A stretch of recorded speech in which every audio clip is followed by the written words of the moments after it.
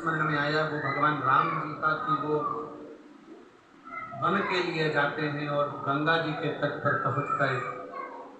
निषाद राज को आवाज लगाकर कहते हैं, निषादों के राजा आओ, हमको पार होना है, गंगा जी से हमको पार होना है।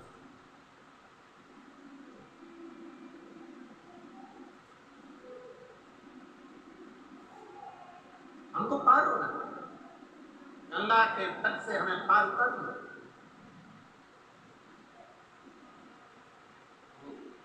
कभी कभी भगवान को भक्तों से काम किए, जाना था गंगा पार करी केवट की नाव।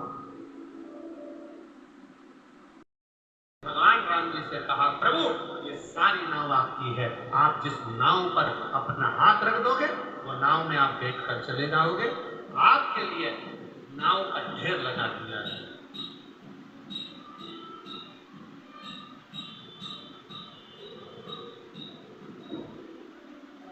ये सारी नाव आपकी है, आप चाहे जिस नाव में बैठे, आप चाहे जिस नाव में बैठिए, आपकी मर्जी।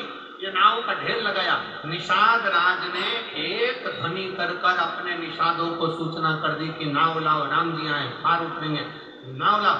सबने अपनी अपनी नाव को झड़ा कर, साफ कर कर, पोंछ कर, बढ़िया सुंदर तैयार कर कर, इतना सुंदर श्रृंगार। अब इधर हमको नहीं मालूम कि इधर क्या बोलते हैं, तन पर गमछा, पिछोड़ा, एक कपड़ा पुरुष लोग अपने कंधे पर रखते हैं, पिछोड़ा, गमछा, एक केवट बैठा अपनी नाव की ओर, और नाव में बैठा बैठा कपड़े को गीला कर रहा है नाव के पानी से और बाहर निचोड़ रहा है। फिर नाव में भरा, फिर निचोड़ा, फिर नाव में भरा, फिर निचोड़ा। क्यों? क्योंकि ये केवट की नाव नीचे से फूटी थी और फूटी हुई नाव अंदर से पानी आ रहा था, तो केवट उस नाव का पानी बाहर निचोड़ रहा था, नाव को खाली कर रहा था।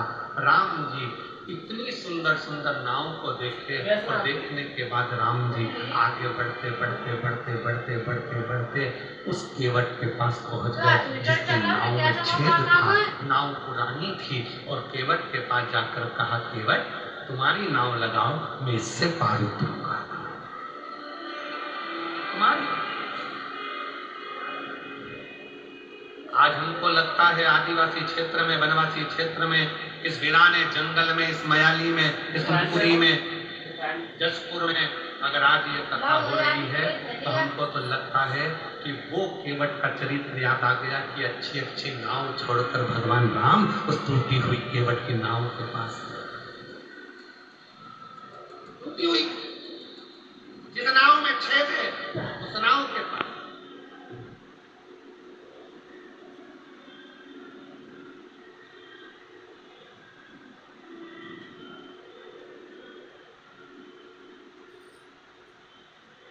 राम जी ने कहा, केवट नाव लगाओ। केवट राम जी को देखता रहा, सुध नहीं पड़ी। जिस समय पर पहली बार अनाउंस हुआ होगा व्यासपीठ से कि मयाली जसपुर में पुनपुरी के अंतर्गत मधेश्वर महादेव में शिव महापुराण की कथा है, तो आगे तो जसपुर वालों को टेंशन हो गया, इतने पास, इतनी नजदीक, सोचा ही नहीं था, कभी नहीं सोचा था कि महाराज यहाँ जाएगा, कथा हो जाएगी। आधे से ज्यादा मेरी जीजियों ने तो मुझे लगा होगा कि उस दिन गुलाब जामुन बना के खाए।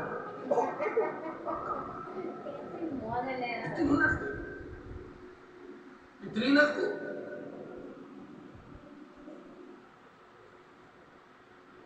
और कई मेरी बेटियां बैठी थी, मेरे बेटा बैठे थे, मेरी जीजियां बैठी, उनको नींद नहीं आई होगी जब तक कथा चालू नहीं हुई होगी ना, इनको बैठे नहीं, अंदर से तड़फन हो रही होगी। 2 दिन बचे, 3 दिन बचे, 1 दिन बचा है, बस आने वाले शुक्र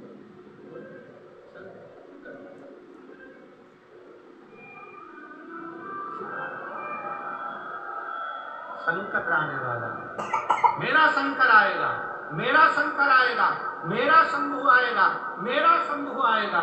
उसके हृदय में, उसकी आंखों से शिव को पाने की ललकता बढ़ती है। मेरा भोला आएगा, मेरा शंभु आएगा, मेरा शंकर आएगा, मेरा शंकर आएगा, मेरा शंकर आएगा। बढ़ने लगी, मेरा शंभू आएगा, मेरा शंकर आएगा, मेरा शंकर आएगा, मेरा शंकर आएगा। जो बेचैनी बड़ी शिव को पानी की व्यवस्था करनी चाहिए। और मेरे भोले तेरा सहारा है, मेरे भोले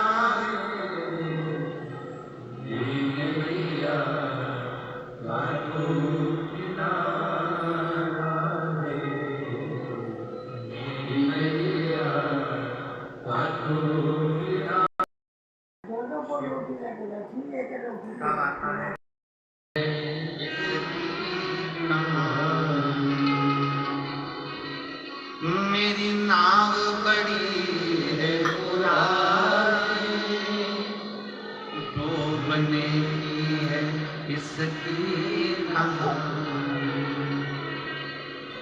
कहीं डूबना जाए मझधार, प्रभु जी से पार लगाना। राम जी ने केवट से कहा कि नाव में राम जी बैठने के लिए आ गए, इससे बढ़कर कृपा और क्या हो सकती है। ए जसपुर वालों, फुलपुरी वालों, मयाली वालों, खूब नगाड़े बजाओ कि ये शिव महापुराण की कथा अपने क्षेत्र में कैसे आई, ये शिव की ही कृपा। शिव की कृपा, शंकर की करुणा, शंकर की शिव की आज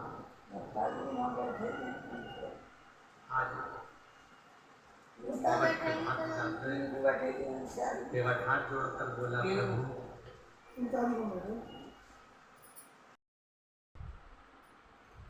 केवट प्रसन्न भाव में बोले, राम जी कहते तू सपना नहीं देख रहा, चल चल बैठा, जल्दी बैठा, बेटा जल्दी से। केवट बोला नहीं नहीं नहीं नहीं, अभी इतनी जल्दी तो क्यों, ऐसा कौन सा काम कर दिया तेरे को कि तू अभी पार नहीं करेगा इतनी सारी नाव।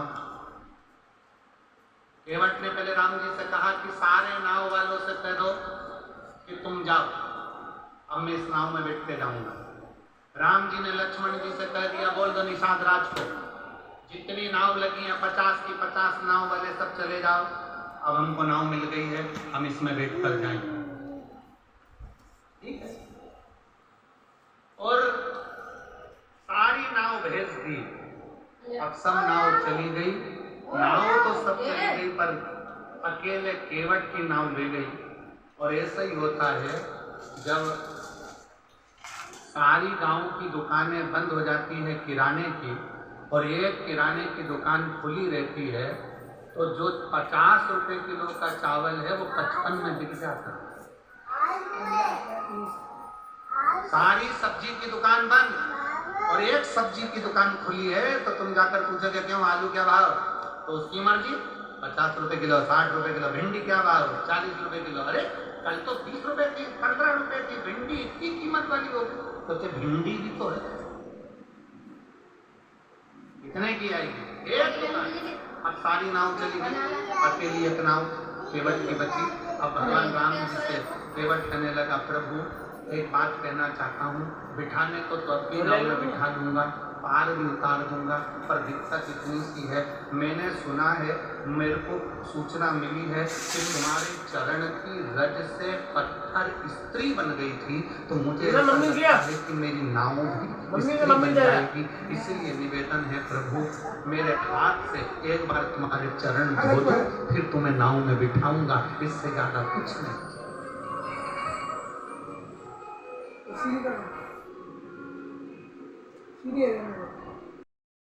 कभी भगवान को भी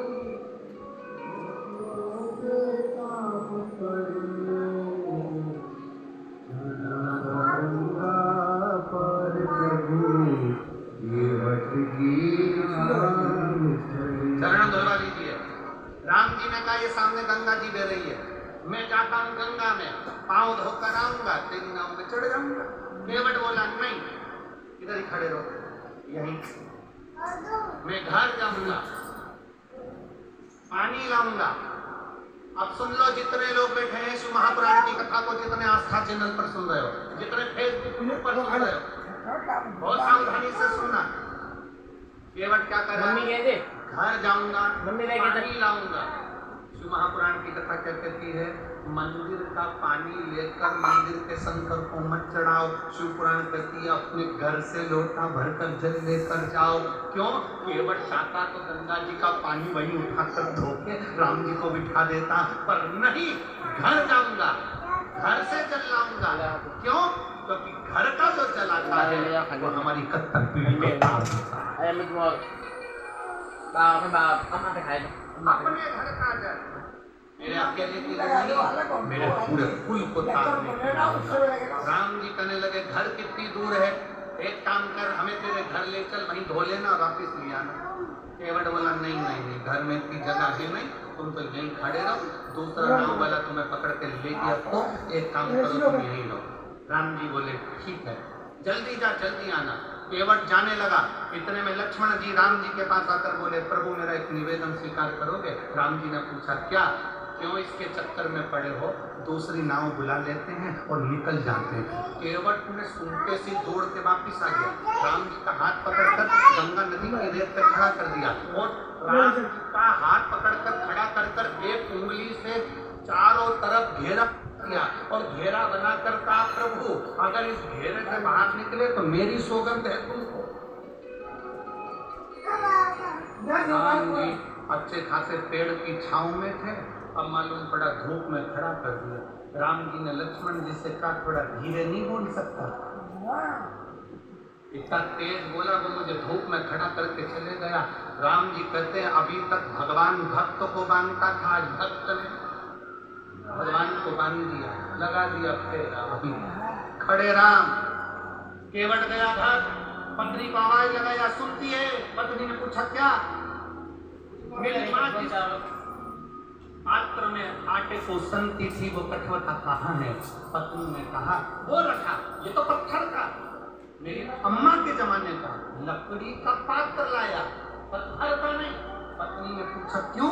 पति ने कहा ये पत्थर का कठवते में अगर चरण धुलाऊंगा तो पत्थर पे से पानी सूख जाएगा, लकड़ी के कठवते में धुलाऊंगा तो लकड़ी पानी को सोख लेगी, रोज आटा उसमेंगे, रोज राम जी के चरण का जल मिल जाएगा और अपना कल्याण। रोज लकड़ी का कठवता लिया, पत्नी से कहा तू भी मेरे साथ चल।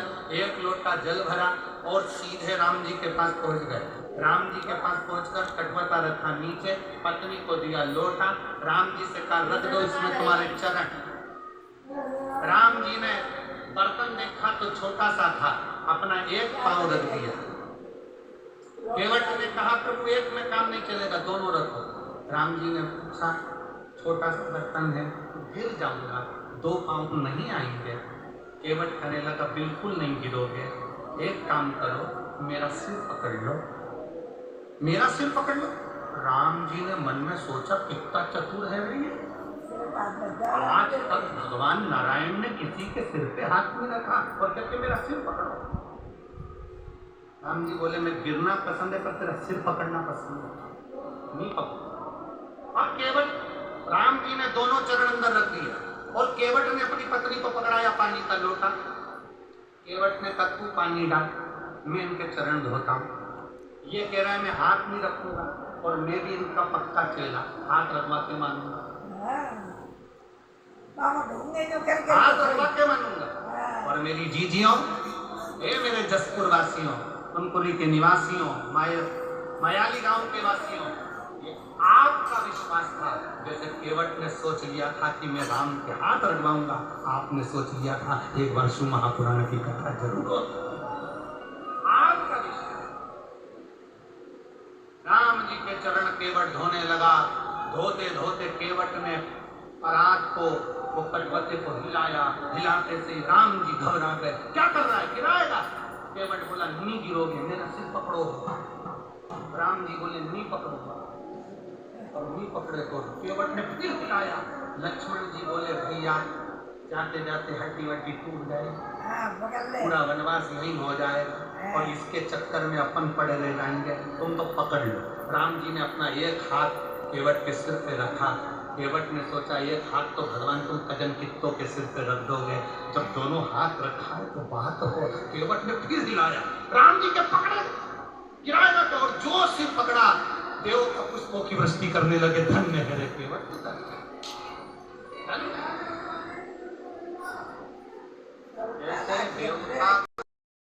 राम जी तो पार ही नहीं उतारे।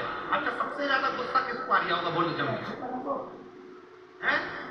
लक्ष्मण जी को। क्यों? क्योंकि पानी निकाल लेता है। लक्ष्मण जी को सबसे ज्यादा गुस्सा, हम निचोड़ निचोड़ के परेशान और ये घुमा घुमा के परेशान, पार उतार दे दादा, पार उतार दे। इतने में लक्ष्मण को गुस्सा आया। लक्ष्मण जी बाण लेकर खड़े हो गए, बार बार चक्कर काट रहा है। अभी मानता हूँ, एक बार में पार क्यों नहीं करता, मैं तुझे अब भी मार दूंगा। इतने में तो पूरा जैसे ही कहा अभी मार दूंगा, केवट बोला मार दो। मुझे मत सोचना मैं तुम्हें पहचानता नहीं, ये नारायण है, ये लक्ष्मी है, तुम शेषनाग हो। मैं पूर्व में कछुआ था, दर्शन करने वैकुंठ गया था। शेषनाग तुमने इतनी तेज फुंकारा, मरने के बाद केवट बन गया। अभी भी घाटे में नहीं जाऊंगा, तुमने बाण मारा तो मैं मर जाऊंगा। मर गया तो उसमें फायदा मेरा है, मरकर वैकुंठ जाऊंगा, पर मेरी पत्नी तुम्हारा पीछा नहीं छोड़ेगी। मैं मर गया तो अंतिम संस्कार भी राम जी तुमसे ही कराएगी और 12वें का भोजन भी तुमको ही खिलाएगी। राम जी बोले लक्ष्मण से, लक्ष्मण बैठ जा, क्यों आपस कर रहा, बैठ जा, जितनी बार घुमाए घुमाने दे। राम जी ने केवट से कहा पार उतार दे रे, पार उतार दे। राम जी के कहने पर केवट ने पार उतारा। अब उतराई देने के बाद में क्या दिया, तो मां जानकी की बेटी का देने की बात आई, पर केवट मना करते हैं। तब राम जी ने जाते जाते, अब आई कथा, अब ये कथा, राम जी ने जाते जाते केवट से कहा केवट हम जा रहे हैं। ये शिव महापुराण की कथा है।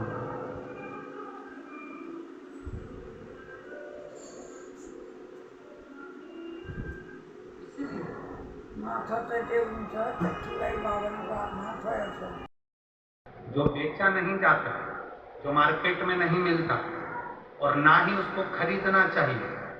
अगर कोई कहे कि सीहोर का रुद्राक्ष हमें कितने का मिलेगा, समझ लेना बेवकूफ बना रहा है। सीहोर का रुद्राक्ष अगर कोई बीमारी है, कोई तकलीफ है, कोई कष्ट है, कर्जे में डूब गए, बहुत एग्जाम दे लिए, निकल नहीं रहे हो, कुबेरेश्वर धाम सीहोर जाओ, बाबा के आगे हाथ फैलाकर वो रुद्राक्ष ले और उसको धारण करो। बीमार हो तो तांबे के कलश में उसको गलाओ रात भर, सुबह शंकर जी को जल चढ़ाकर उसका जल पीना प्रारंभ करो, धीरे धीरे बीमारियां कटना प्रारंभ करो। और अब तो बधाई आपको कि 25 तारीख से रुद्राक्ष वितरण चालू हो चुका है।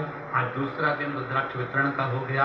ऐसे रुद्राक्ष वितरण सुबह 10 बजे से 5 बजे तक सीहोर में रोज हो रहा है। आप जाओ और लो। सीहोर का रुद्राक्ष ना कोरियर करा जाता है, ना बेचा जाता है, ना भेजा जाता है। उसका रुद्राक्ष तो बाबा के चरणों में मांगकर कंकर शंकर पूजन कर लाया जाता है। बाबा मेरे पिए ने शंकर जी का पुत्र मेरे प्राण